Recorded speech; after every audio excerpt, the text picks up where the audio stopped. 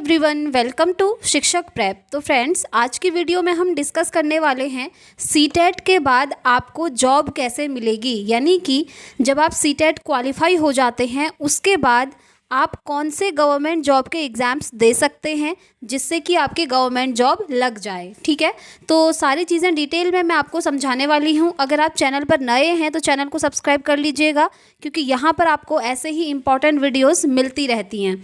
तो चलिए स्टार्ट करते हैं। देखिए फ्रेंड्स, ये जो वीडियो है एक सब्सक्राइबर के कमेंट पर मैंने बनाई है। उन्होंने पूछा था कि सीटेट के बाद हम कौन से गवर्नमेंट जॉब के एग्ज़ाम की प्रिपरेशन करें जिससे कि हमको जो है एक सरकारी नौकरी मिल जाए। इसलिए मैंने ये वीडियो डिटेल में आप लोगों के लिए बनाया है। एंड तक देखिएगा, स्किप मत करिएगा, तब आपको सारी चीज़ें समझ में आ जाएंगी। देखिए, सबसे पहले हम बात कर लेते हैं सीटेट एग्ज़ाम की। सीटेट एग्ज़ाम क्या होता है? सीटेट का फुल फॉर्म होता है सेंट्रल टीचर एलिजिबिलिटी टेस्ट। ठीक है, अगर आप गवर्नमेंट टीचर बनना चाहते हैं तो सीटेट के बारे में तो आपको पता ही होगा। और अभी भी रिसेंटली सीटेट का एग्ज़ाम हुआ है, अभी उसका रिज़ल्ट आना बाकी है। इसी मंथ आपका रिज़ल्ट भी आ जाएगा। तो जैसा कि आप जानते हैं, अगर आप जनरल कैटेगरी से हैं तो आपको सीटेट में 90 मार्क्स लाने होते हैं, तब आप सीटेट क्वालिफाई कर जाते हैं। और अगर आप ओबीसी, एससी या एसटी कैटेगरी से हैं तो आपको सीटेट में 82 मार्क्स लाने होते हैं, जिसके बाद आप जो है सीटेट क्वालिफाई हो जाते हैं। ठीक है, तो चलिए देखते हैं, जब आपका सीटेट हो जाएगा उसके बाद आप कौन से गवर्नमेंट जॉब के एग्ज़ाम्स देंगे जिससे कि आपकी एक गवर्नमेंट जॉब लग सके। सबसे पहले आप स्क्रीन पर देख सकते हैं, लिखा है DSSB। देखिए, ये जो DSSB है ना, जिसे हम DSSB भी कहते हैं, ये दिल्ली में एक जॉब होती है। ठीक है, ये एग्ज़ाम देने के लिए आपको सीटेट का एग्ज़ाम क्वालिफाई करना पड़ता है। तो अगर आपका सीटेट का एग्ज़ाम क्वालिफाई है तो आप DSSB का एग्ज़ाम दे सकते हैं।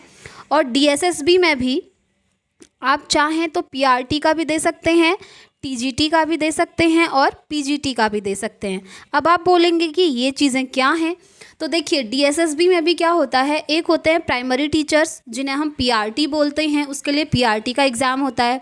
दूसरा आता है ट्रेंड ग्रेजुएट टीचर, यानी कि आपका जो ग्रेजुएशन हुआ होगा, जिस भी सब्जेक्ट में आपका ग्रेजुएशन है उस सब्जेक्ट से आप TGT का एग्ज़ाम देंगे। फॉर एग्ज़ाम्पल, आपने ग्रेजुएशन में साइंस पढ़ी है तो आप क्या करेंगे, DSSB TGT साइंस का एग्ज़ाम देंगे। ठीक है, ऐसे ही PGT, अगर आपने पोस्ट ग्रेजुएशन किया है तो DSSB में आप PGT का एग्ज़ाम दे सकते हैं।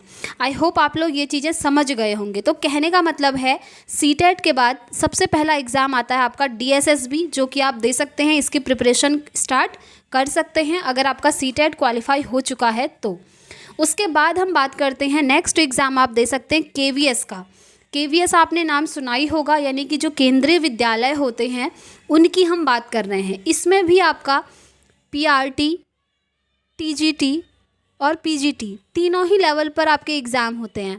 अगर आप प्राइमरी टीचर बनना चाहते हैं तो KVS PRT का एग्ज़ाम देंगे। अगर आप TGT यानी कि 9th-10th के शिक्षक बनना चाहते हैं तो आप KVS TGT का एग्ज़ाम देंगे। और अगर आप पोस्ट ग्रेजुएट हैं तो आप KVS PGT का एग्ज़ाम देंगे। कहने का मतलब है, ये जितने भी एग्ज़ाम्स हैं ना, इसके अंदर अलग अलग कैटेगरीज में डिवाइड है। जैसे अगर आपने DLED किया है तो आप ऑब्वियसली प्राइमरी का ही भरेंगे, PRT का एग्ज़ाम देंगे। अगर आपने ग्रेजुएशन कर रखा है और BEd कर रखा है तो आप TGT की प्रिपरेशन करेंगे। अगर आपने पोस्ट ग्रेजुएशन कर रखा है तो आप PGT की प्रिपरेशन करिए।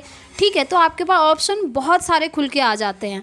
तो सबसे पहले हमने बात कर ली DSSB के एग्ज़ाम की, उसके बाद हमने बात करी केंद्रीय विद्यालय, ठीक है, KVS के एग्ज़ाम। उसके बाद अगर आपका सीटेट क्वालिफाई है ना तो आप NVS की भी प्रिपरेशन कर सकते हैं। NVS क्या होते हैं? नवोदय विद्यालय होते हैं। ठीक है, और एक चीज़ आपको पता होना चाहिए, ये जो नवोदय विद्यालय होते हैं यहाँ पर PRT की पोस्ट नहीं आती हैं, क्योंकि नवोदय विद्यालय आपके 6th क्लास से स्टार्ट होते हैं। ठीक है, तो नवोदय विद्यालय में आपका TGT और PGT की पोस्ट आती हैं, आप उनकी प्रिपरेशन स्टार्ट कर सकते हैं अगर आपका सीटेट क्वालिफाई हो चुका है तो। आई होप आप लोग यहाँ तक चीज़ें समझ गए होंगे। उसके बाद एक नेक्स्ट एग्ज़ाम आता है EMRS, आप इसकी भी प्रिपरेशन कर सकते हैं। EMRS मतलब होता है एकलव्य मॉडल रेजिडेंशियल स्कूल। ठीक है। एकलव्य जो ये मॉडल रेजिडेंशियल स्कूल्स होते हैं, यहाँ पर भी आपकी वैकेंसीज आती हैं। रिसेंटली वैकेंसीज आई भी हुई थी, ठीक है। फॉर्म फिलअप जो है अब तो डेट एंड हो चुका है। तो ईएमआरएस में भी वैकेंसी आती हैं। अगर आपका सीटेट क्वालिफाई है तो आप ईएमआरएस की प्रिपरेशन भी स्टार्ट कर सकते हैं। यहाँ पर भी आपको टीजीटी पीजीटी में जो है एग्ज़ाम देने को मिल जाता है। अब देखिए, आप लोग ये बिल्कुल भी कंफ्यूज मत होइएगा, ठीक है। ये जो पीआरटी, टीजीटी और पीजीटी की बात कर रही हूँ ना, इसमें आप कंफ्यूज बिल्कुल भी मत होइएगा, ठीक है। अगर फिर भी आपको कन्फ्यूज़न है तो कमेंट कीजिएगा, नेक्स्ट वीडियो में मैं आपको ये चीज़ें और अच्छे से क्लियर कर दूँगी। आपका सीटेट क्वालिफाई है तो सबसे पहले आप डीएसएसबी एग्ज़ाम दे सकते हैं, आप केवीएस का एग्ज़ाम दे सकते हैं, आप एनवीएस का एग्ज़ाम दे सकते हैं, आप ईएमआरएस का एग्ज़ाम दे सकते हैं। इससे अदर और भी एग्ज़ाम है, वो भी मैं आपको बताने वाली हूँ। पहले आप यहाँ तक समझ लीजिए, ठीक है। आई होप आप लोग यहाँ तक चीज़ें समझ गए होंगे। अगर आपका डीएलएड है तो आप प्राइमरी में टीचर बनेंगे, ठीक है। अगर आपका ग्रेजुएशन है तो आप टीजीटी के टीचर बनेंगे। अगर आपने पोस्ट ग्रेजुएशन कर रखा है तो आप पीजीटी के टीचर बनेंगे, यानी कि पोस्ट ग्रेजुएट टीचर, ठीक है। आई होप यहाँ तक आप लोग समझ गए होंगे। चलिए आगे बढ़ते हैं। उसके बाद देखिए, इनकी जो हमने ये बात कर ली है डीएसएसबी, केवीएस, एनवीएस, ईएमआरएस, इनके एग्ज़ाम तो आप दे ही सकते हैं सीटेट के बाद। उससे अदर और भी एग्ज़ाम हैं। और एग्ज़ाम क्या है, ध्यान से सुनिएगा ये चीज़ें। स्टेट जॉब्स, यानी कि हर एक स्टेट में पोस्ट आती हैं पीआरटी यानी कि प्राइमरी टीचर की, टीजीटी टीचर की और पोस्ट ग्रेजुएट टीचर की, ठीक है। ये हर एक स्टेट में होता है। आपके स्टेट में भी होता होगा, ये चीज़ें होती ही हैं। आप जिस भी स्टेट से ये वीडियो देख रहे हैं, हो सकता है आपको पता ना चलता हो कि हमारे स्टेट में वैकेंसीज़ आई हैं, बट हर स्टेट में जो है वैकेंसीज़ आती हैं। फॉर एग्ज़ाम्पल हम बात करें बिहार की। बिहार एक स्टेट है, यहाँ पर 7th फेज़ पर वैकेंसीज़ हो चुकी हैं। अभी जस्ट आपका एग्ज़ाम हुआ है, आप जानते ही हैं, ठीक है। बिहार में भी आती हैं पीआरटी, टीजीटी, पीजीटी की पोस्ट।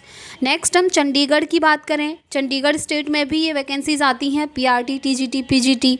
हरियाणा में भी आती हैं, उत्तर प्रदेश में भी आती हैं, उत्तराखंड में भी आती हैं। देखिए, मैंने कुछ ही स्टेट्स यहाँ पर लिखे हैं, बट ये जो वैकेंसीज़ है ना, हर एक स्टेट में आपको देखने को मिलती हैं। आप जिस भी स्टेट से हैं वहाँ पर पता करिएगा, ये वैकेंसीज़ आपको देखने को मिलती ही हैं डेफिनेटली। जैसे उत्तर प्रदेश की अगर हम बात करें तो उत्तर प्रदेश में आपका सुपर टेट आता है, ठीक है। उत्तर प्रदेश में आपका सुपर टेट का एग्ज़ाम होता है और ये सिर्फ उत्तर प्रदेश वालों के लिए ही होता है। तो इसी तरह से जैसे उत्तर प्रदेश में सुपर टेट है, वैसे ही उत्तराखंड में भी आती हैं पीआरटी, टीजीटी, पीजीटी। उत्तराखंड में भी अभी वैकेंसीज़ आने ही वाली हैं टीजीटी की, ठीक है। ये चीज़ आपको पता होनी चाहिए। ऐसे ही जितने भी स्टेट हैं वहाँ पर हर जगह पर आपको पीआरटी, टीजीटी और पीजीटी की वैकेंसीज़ देखने को मिलेंगी। हो सकता है वो अलग अलग नामों से जानी जाती हों। जैसे उत्तर प्रदेश में सुपर टेट के नाम से जाना जाता है। उत्तराखंड में जो आपकी टीजीटी की वैकेंसीज़ आती हैं उसको हम एलटी की वैकेंसीज़ के नाम से भी जानते हैं, ठीक है। तो कहने का मतलब है हर एक स्टेट में primary teacher, trained graduate teacher और पोस्ट ग्रेजुएट टीचर, इनकी वैकेंसीज़ आती ही हैं। तो अगर आप लोगों ने सीटेट क्वालिफाई कर लिया है तो सबसे पहले तो अपने स्टेट के बारे में आपको हमेशा ये अपडेट होनी चाहिए कि हमारे स्टेट में पीआरटी की वैकेंसीज़ कब आ रही हैं, टीजीटी की कब आ रही हैं और पीजीटी की कब आ रही हैं, ठीक है। उसके बाद अगर हम स्टेट को छोड़ दें तो यहाँ पर सेंट्रल लेवल पर जो एग्ज़ाम होते हैं, ये देखिए डीएसएसबी की वैकेंसीज़ आती ही हैं, ठीक है। यहाँ पर दिल्ली में आपको जॉब करने को मिलता है क्योंकि दिल्ली में ही ये रहता है। ऐसे ही केवीएस है, एनवीएस है, ईएमआरएस है, तो इनकी वैकेंसीज़ आते रहती हैं। तो अगर आपका सीटेट का एग्ज़ाम हो चुका है तो आप इनमें से किसी भी गवर्नमेंट जॉब के एग्ज़ाम की प्रिपरेशन स्टार्ट कर सकते हैं। रिसेंटली अगर आपका सीटेट का एग्ज़ाम हुआ है तो मैं आपको सजेस्ट करूंगी कि आप जो है डीएसएसबी की प्रिपरेशन स्टार्ट कीजिए, क्योंकि डीएसएसबी की वैकेंसीज़ जो हैं आपकी आने ही वाली हैं, ठीक है। ऐसे ही केवीएस का तो अभी कुछ पता नहीं है, एनवीएस का भी अभी नहीं पता है, ईएमआरएस के अभी जस्ट फॉर्म फिलअप हुए ही हैं, ठीक। तो ये सारी इन्फॉर्मेशन आपको देनी थी फ्रेंड्स, क्योंकि आप में से बहुत सारे स्टूडेंट्स ये कन्फ्यूज़ हो रहे थे कि मैम हमारा सीटेट का एग्ज़ाम जो है क्वालिफाई हो चुका है, अब हम कौन से गवर्नमेंट जॉब के एग्ज़ाम की प्रिपरेशन करें, कौन से एग्ज़ाम के लिए हम अपनी पढ़ाई स्टार्ट करें। तो मैंने आपको ये सारी चीज़ें बता दी हैं इनमें से किसी भी एग्ज़ाम की प्रिपरेशन आप अभी से स्टार्ट कर दीजिए, ताकि जब वैकेंसीज़ आएँ तो आपका सिलेक्शन जो है आराम से हो पाए। और अगर आप में से कोई स्टूडेंट्स ऐसे हैं जो उत्तराखंड से बिलोंग करते हैं, तो उनके लिए भी ये इन्फॉर्मेशन है कि जो टीजीटी की वैकेंसीज़ हैं, जिन्हें हम एलटी के नाम से भी जानते हैं, वो वैकेंसीज़ आपकी आने वाली हैं। एक नोटिस जारी हुआ है, वो मैं अपने टेलीग्राम चैनल पर शेयर कर दूंगी, आप जा कर के वहाँ चेक कर सकते हैं। ठीक, तो यही इन्फॉर्मेशन आपको देनी थी फ्रेंड्स। आई होप आपको वीडियो पसंद आई होगी। पसंद आई है तो प्लीज़ वीडियो को लाइक एंड शेयर ज़रूर कीजिएगा। और अगर आप चैनल पर पहली बार आए हैं तो चैनल को सब्सक्राइब कर लीजिएगा, ताकि यहाँ पर आपको क्लासेस भी मिलती रहें और साथ में इम्पॉर्टेंट वीडियोस के बारे में भी पता चलता रहे। अगर आपकी अदर कोई क्वेरी है तो आप मुझसे कमेंट बॉक्स में पूछ सकते हैं, मैं नेक्स्ट वीडियो उस टॉपिक पर लेकर आऊँगी। तो इस वीडियो में इतना ही रखते हैं फ्रेंड्स, मिलते हैं अब हम नेक्स्ट वीडियो में नेक्स्ट टॉपिक के साथ। Thanks for watching.